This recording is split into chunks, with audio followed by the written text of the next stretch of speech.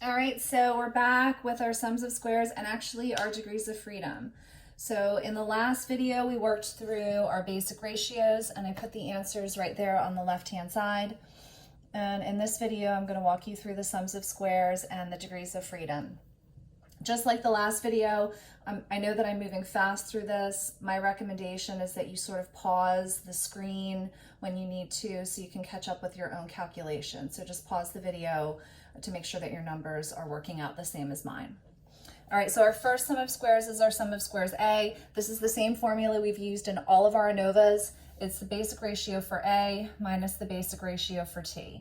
So I'm just plugging in these numbers that I calculated over here, 849.73 minus 777.6, and that equals 72.13. The sum of squares B is basic ratio for B minus the basic ratio for T. So again, I'm plugging in these numbers from here, 932.4 minus 777.6, and you should get 154.8. Our next sum of squares is a little more complicated, but it's still easy. It's the basic ratio AB minus the basic ratio A minus the basic ratio B plus the basic ratio T. Make sure that you're adding in the T, not subtracting it. So pulling the numbers from over here, we have 1109.6 minus 849.73 minus 932.4 plus 777.6, and that should work out to be 105.07.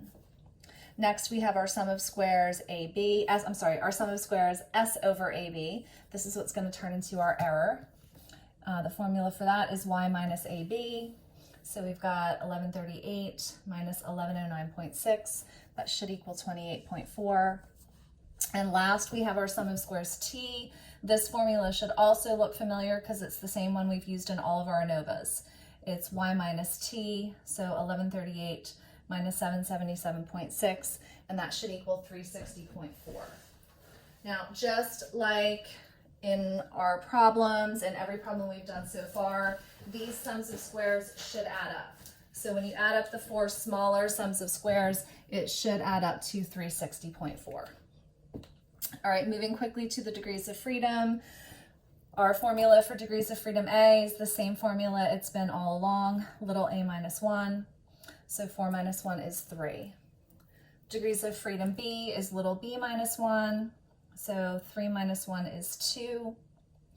Our degrees of freedom A times B is a minus 1 times b minus 1. So we've already calculated a minus 1, that's 3.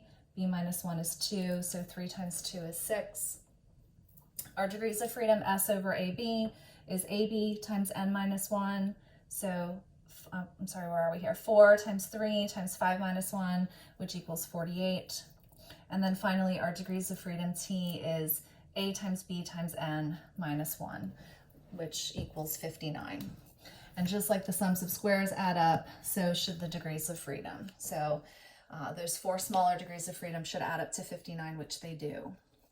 Also, your degrees of freedom T should be one fewer than your total number of observations.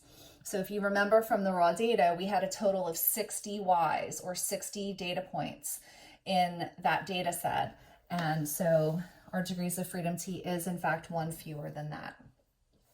All right, so again, I know I'm moving quickly through these. My hope is that you're pausing this video and double checking all your calculations as you move through it. When we come back, we're going to do the mean squares and hopefully the F ratios as well.